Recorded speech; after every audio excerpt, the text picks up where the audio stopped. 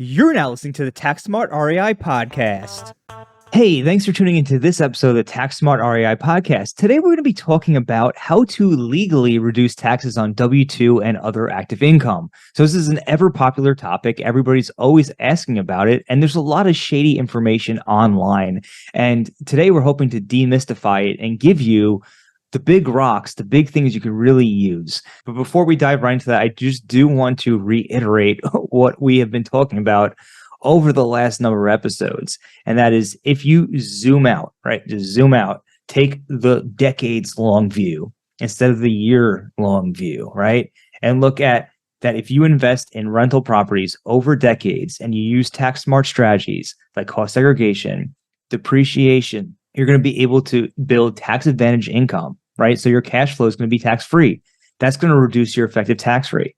Then when you need to sell out of properties, you can use a 1031 exchange and other strategies to minimize and defer your capital gains taxes, right? And then if you don't want to sell property, but you need to tap into that equity, you can use a cash out refinance. And by the way, I know interest rates are soaring, but real estate is like one of the best assets to get collateralized with debt. You're going to get the best rates often on real estate related assets. So the point I'm trying to make here is that even though using strategies to offset W-2 and active income seems like the best thing to do, that's short term, right? You want to think long term, think about real estate over the long term. But enough about that. We've talked about this enough. We're going to dive right into these strategies. So what we're going to be covering is going to be tax deductions versus credits, so you understand what the difference between a tax deduction and a credit is. Then we're talking about real estate strategies to offset W-2 and active income. Then we'll talk about some general strategies. Then we'll talk about the basics. Then we'll talk about a few tax credits. And then you'll know everything there is to know about reducing taxes on W-2 income. All right, so let's dive into this. So first things first, to understand how to reduce taxes on W-2 income, the first thing, and other active or non-passive income, is going to be to understand the difference between a tax deduction and a tax credit, okay? So tax deductions reduce the amount of income you pay taxes on. So during the year, you're going to make some income and you're going to pay taxes on that income. There's going to be some deductions, right? So those deductions reduce the amount of income you pay taxes on. So for example, you made $100,000. If you had a $20,000 deduction, you're going to pay taxes on $80,000. And whatever those taxes are, you're going to pay, right? Now, the difference between a deduction and a credit actually reduces the amount of taxes you pay. So if you had to pay $20,000 in taxes and you had $10,000 credit that you were eligible to take, then you're only going to pay taxes on $10,000. You're only pay $10,000 in taxes, all right? So just to recap that one more time, a deduction reduces the amount of income you pay taxes on. A credit reduces the amount of taxes you pay, all right? So let's start with the best. Let's start with the best first. Real estate strategies that will help you reduce taxes on W-2 and active income. Well, we have to start with real estate professional status and the short-term rental loophole, right? That's everybody's favorite. I mean, that's the only strategy. Yeah, I mean, realistically, there are no strategies, guys. The only strategy is real estate professional status, short-term rental. I'm just kidding, obviously, but gosh, that's what it feels like sometimes. Yeah, and kind of long story short here, if you want to learn more about these strategies, go down the podcast feed, search for episodes that have reps in the beginning or STR in the beginning, and you'll be able to dive into the series we created that breaks these down in much greater detail. But long story short, the real estate professional status allows you to take losses from your rental properties and use them to offset the income that you're generating from non-passive activities. And that is typically a deduction. That would be in the deduction category. And to qualify, you need to spend more than 750 hours and more than half your total working time in a real property trade or business. All right. And if you're working a full-time W-2 job, then I hate to break your heart, it's highly unlikely you're going to qualify just based on the hundreds of tax court cases that exist where taxpayers have tried to do this and failed over and over and over again. So the good news is your spouse might be able to qualify. And if you file a joint return, then the losses from your real estate, if your spouse qualifies, can offset the non-passive income. So that's kind of the real estate professional status in a nutshell. Yeah. And so if you can't qualify as a real estate professional, then your losses are passive. Passive losses can only offset passive income or gain on sale from passive activities. We keep saying that, or gain on sale from passive activities, and like clockwork, like month after month after month, we get new clients or new prospects that are filling out our web forms, and we'll ask them, why are you looking to switch CPAs? And we'll kind of inquire about their situation. And and then will come to the realization that their accountant is not allowing them to use passive losses to offset the gain on sale from a passive activity. So, again, passive losses can offset the gain on sale from a passive activity. Just because rental A generated a loss does not mean that it cannot offset the gain on sale from rental B or syndication investment A. So just, scrutinize that one. Yeah. But anyway, passive losses can offset passive income and gain on sale from passive activities. But if you are like most investors, most newer investors, you have a W-2 job and you are investing in real estate on the side, and that's your only passive activity is the rentals, right? So when those passive activities generate losses, those are passive losses. You don't have any other passive income or gain on sale from passive activities. So those passive losses get suspended and carried forward. So that's why qualifying as a real estate professional is important for those that can qualify, because it effectively moves your rental out of this passive bucket, as we like to call it, into the non-passive bucket where your W-2 income is, your business income is if you're materially participating in a business. So at that point, if you're a real estate professional and materially participate in your rentals, now your rental losses can offset your regular, I don't like using that term, but your regular income. So that's kind of the difference between qualifying as a real estate professional versus not. Now, the short-term rental loophole in air quotes, some people like that term, some people don't. And we've debated if it's actually a loophole or not. So we're not going to get into it. But we have a whole series on this. We have a whole series on reps and short-term rentals. So go back to our podcast episodes, check them out. But short-term rental strategy, you buy a short-term rental, you materially participate in the short-term rental, and now you can use the losses as non-passive losses against your W-2 income and your business income. Again, as long as you've materially participated, you do not have to qualify as a real estate professional to implement the short-term rental strategy. That's why everybody's talking about that. So important to understand that like long-term rentals or really any rental with an average period of more than 7 days where you're not providing significant personal services, that is a rental where you have to qualify as a real estate professional and materially participate. Any rental with an average period of customer use of 7 days or less, you don't have to be a real estate professional. You just have to materially participate to make it non-passive, which just means that I can use the tax loss to offset my regular income. And I will also throw this big caveat out there that these audits are on the rise. I don't actually have any empirical statistical data to back that up, but we have seen more inquiries about these audits on short-term rentals and real estate professional status. So if you are the person who went into a community group, whether online or in person, and everybody's talking about how they're going to be a real estate professional, or everybody's talking about how they're, qualifying as a short-term rental, whatever, and you got all excited and you bought into it and you did it, but maybe you didn't do all the steps you needed to do. Now is the time to work with an accountant, a tax pro that understands this stuff, to figure out how to substantiate that deduction, or figure out if you should go back and amend the return and remove the deduction.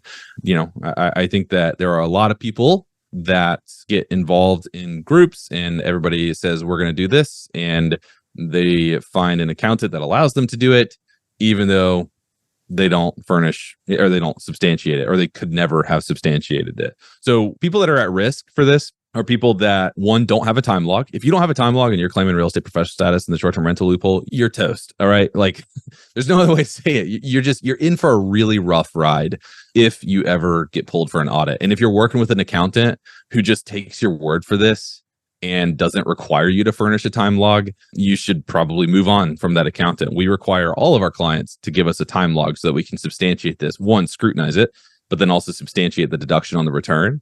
So if you're working with an accountant that's not doing that, guess what? They're not doing that with every other one of their clients too. And when one of those clients get audited, if the IRS sees opportunity, they might go and audit a lot more of those clients that accountant has.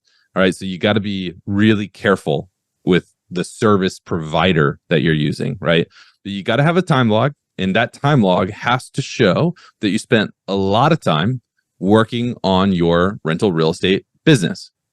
And if the time that you have logged is primarily educational, networking events, listening to podcasts, if it's primarily research, right? Oh, I spent all day looking on the MLS or realtor.com or underwriting deals, or I flew out to, this other state to go and look at it. That's all research, right? So if your time is primarily education and research and investment level time, right? Time that any investor would spend on any property that they buy, such as underwriting deals, all that acquisition process, that's all investor level time. You are at risk for losing if you were ever to be audited, probably significant risk. So my suggestion to you, not to turn this into a doom and gloom podcast, because that's not the point, but the reason we're harping on it is because real estate professional status and short-term rental loopholes are pushed so hard from marketing gurus and influencers, and nobody discloses the risks. Nobody talks about what happens when you get audited and you can't substantiate it. Now you have to pay a failure to pay penalty, which accrues at 0.5% per month, and it tops out at 25% of the unpaid tax that you should have paid if this decision gets reversed. You have to pay a 20% accuracy related penalty, which is 20% of the unpaid tax, and you have to pay interest, which is now, I think the midterm AFRs are like 6.5%. It's expensive to lose this. So the point is that now is the time, because I'm telling you, we're seeing an influx of requests to help with these types of audits. So now is the time to figure out, can I substantiate this? And if not, what do I do about that? And if you want to talk with us about that, please feel free to contact us. You can hit us up at contact@therealestatecpa.com. Put episode 246 in the subject line, say episode 246 reps question or concern or whatever, and we will make sure to take a look at that with you. Okay. All right. Enough of my doom and gloom talk. One more thing on the short-term rental loophole before we move on. All right. It's funny. I got an email this week and the headline was, too many rich people bought short-term rentals and now they're all sitting vacant. Okay. So it was, the email was from like a short-term rental investment company. They're basically talking about how everybody ran out and bought these short-term rentals and not operating them properly, and now there's an oversupply. So I don't know how true that is. I did not look much further into it. I just found it very interesting that that was the go-to headline that they were using. So it's just another risk about investing in some of these properties. If you're just buying them for the tax, if you're letting the tax tail wag the dog, then you might be getting yourself in some investment trouble as well, not just from a tax perspective. And it's easy to let the tax tail wag the dog, right? Oh, it's $1 million cabin. And all my buddies in this group say that I can do the short-term rental loophole and I can bonus depreciate it. So I get a $200,000 write-off. And when I apply that $200,000 write-off against my W-2 income, it saves me, against my W-2 and federal and state taxes, it saves me $80K. What's the worst that can happen? Even if the property goes down $80K, I've still made out like a bandit. But, it's very easy to convince yourself that you don't really have to underwrite these deals very well. And I echo what Tom says. Just don't let the tax tail wag the dog. Apply the same investment logic and thesis that you would to any deal that you acquire. Absolutely. Absolutely. And that's very important for what we're talking about right now as we move into the general strategies. All right. Next one is working interests in oil and gas. So there's a special carve out under Section 469 specifically for this that makes it non-passive regardless of whether you materially participate or not. So basically, when you make an investment in working interest in oil and gas, during the first year, there's usually significant losses that get generated by these investments, and they're going to be passed through to you, and you can use these to offset your W-2 or other active income. Now, the issue with these investments are they're often, and I was on a CPE presentation. It's professional education for CPAs that we have to take. And one of the people from the oil and gas company said that we typically do not advise people to use these unless there's a significant tax advantage, because there's not a big investment upside. And this is the person who's selling these investments, okay, who said this on this presentation. So what I'm trying to make here is that working interest in oil and gas might have good tax upside, right? But they're often, in many cases, not all, but often, not very good from an investment perspective. And this is straight from the horse's mouth. So this is something to keep in mind. Hey, real quick, if you're a longtime listener of the show, then you know we give all of our tax secrets away for free, from how to use the real estate professional status and short-term rental loophole to save thousands of dollars in taxes, and just about everything in between. We don't hold anything back. And that's because our goal is to help as many real estate investors as possible reduce taxes and build tax advantage wealth regardless of budget. And the only way we're able to help more real estate investors is if you can rate, review, and share the podcast. If you could take that one small action, just drop us a review. It'll take like 10 seconds. It will help more real estate investors become tax smart. We appreciate your support. And now back to the show. The caveat there, though, is that we've seen some of these do really well. So I don't want the message to be like, don't go and do this. But with any investment that you make sure that you do the due diligence. Yeah, and just make sure you understand what you're getting yourself into. There's also some risks there from an asset protection standpoint, as you will have unlimited liability during the first year that you're in it because you'll be a general partner. So just something to keep in mind. But like Brandon said, they're not all bad. Not saying you shouldn't do it, but just something to be aware of.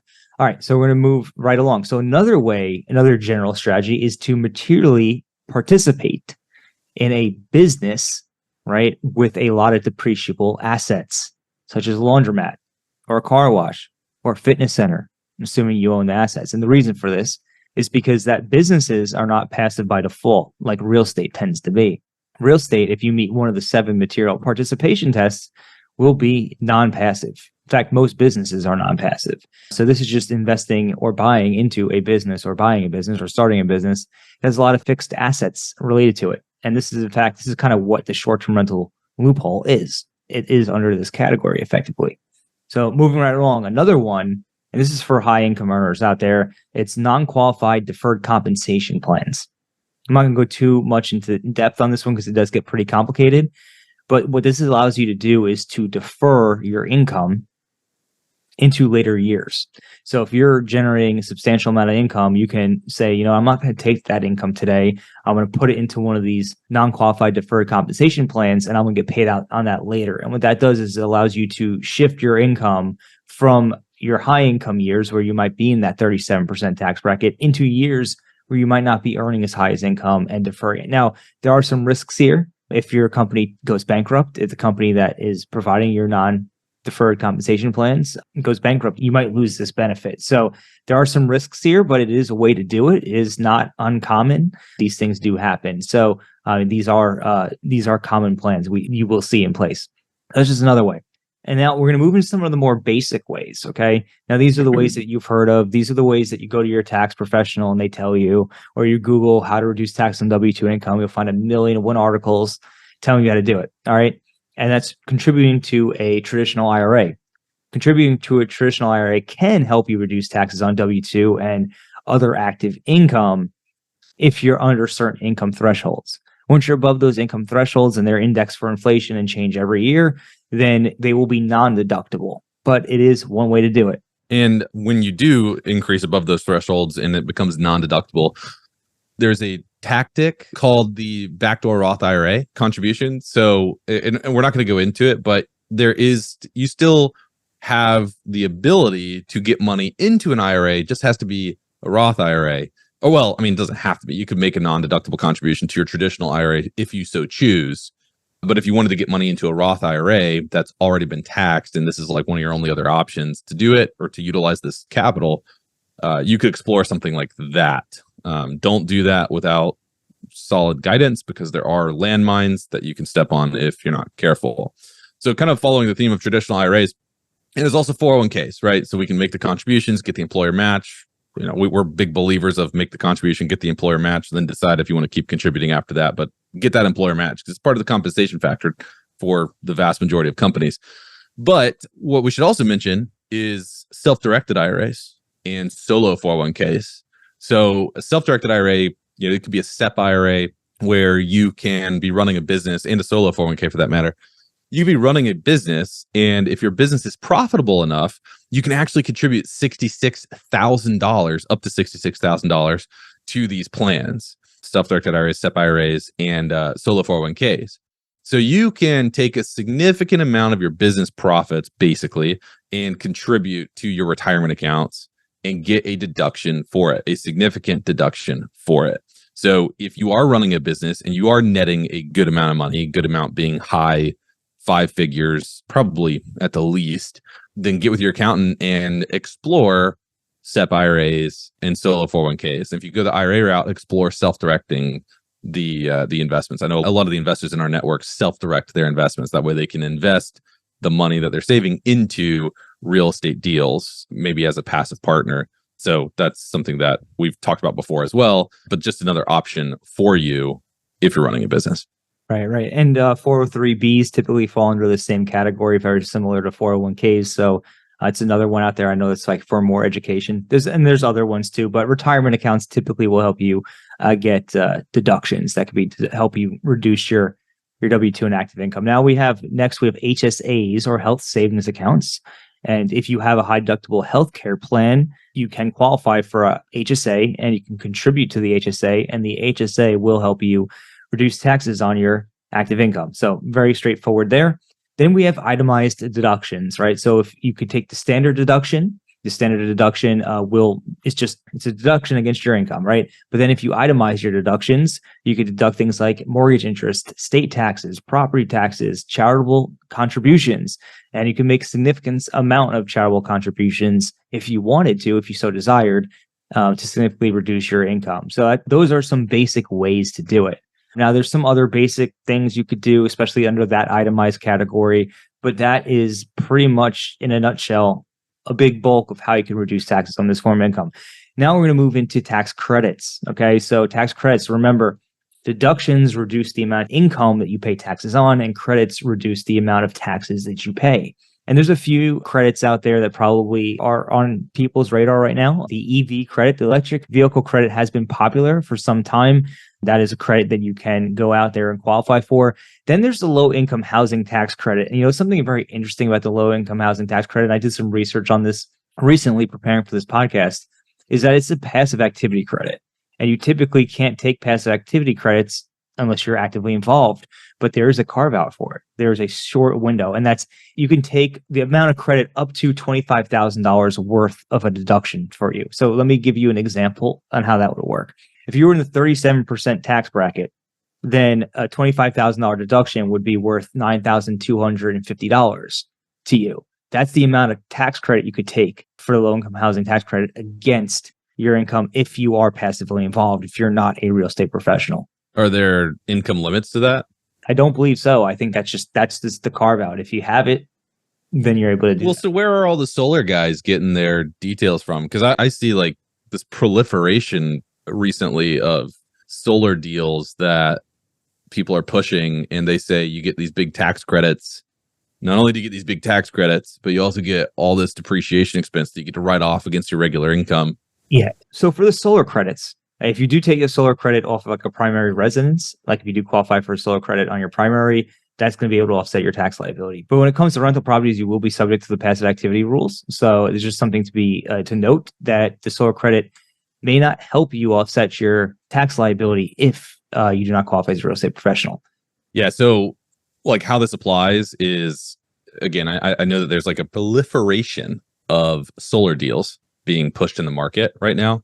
And you got to tread carefully, because I would say oftentimes the credits that are being promoted to investors are not going to be able to be utilized against your regular income. They're passive activity credits. Okay. And I even saw one solar sponsor recently give a presentation and tell everybody the credits that you receive, you can make them non-passive if you participate in the deal.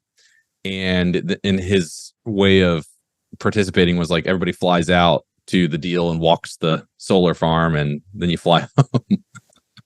And I was like, that is not how the material participation rules work. Because, if you're an investor, first off, if you're on the LP side, the only way you can you can materially participate like three ways, but you got to hit the 500-hour test. Flying out and walking the solar farm for 500 hours is not going to get you to the material participation threshold that's needed. You got to be actively managing the deal, right? You got to be on the GP side. You got to be running things. That's material participation. So just be careful. Again, we put this stuff out and we harp on things to educate you, to protect you, because there are marketers and gurus that do not give you all the information. And so you have to build your own knowledge base, your brain trust, if you will. And we hope that we can be a part of that to help you make better decisions. Yeah, for sure. And if you come on board as a private client of ours, whenever we're doing tax advisory and whenever we're advising on positions, we're doing our research, crossing our T's, dotting our I's, making sure that your positions are bona fide, right? And you're not making careless mistakes that could end you up in an audit and cost you penalties, back taxes, and interest. So if you are interested in becoming a client, head over to therealestatecpa.com, click that big Get Started button, and we'd love to learn more about your situation, see how we can help. But having said that, this is about it. These are the major strategies. These are the big strategies that you can use to offset these forms of income. So if you do have any questions, you could, again, head on over to the Facebook group, www.taxsmartinvestors.com/Facebook. Join the Facebook group, post your question in there, and we'd be happy to take a look and see if the strategy you're proposing actually makes sense, if it holds water. So that's it for today's episode, and we'll catch you next week on the next episode of Tax Smart REI.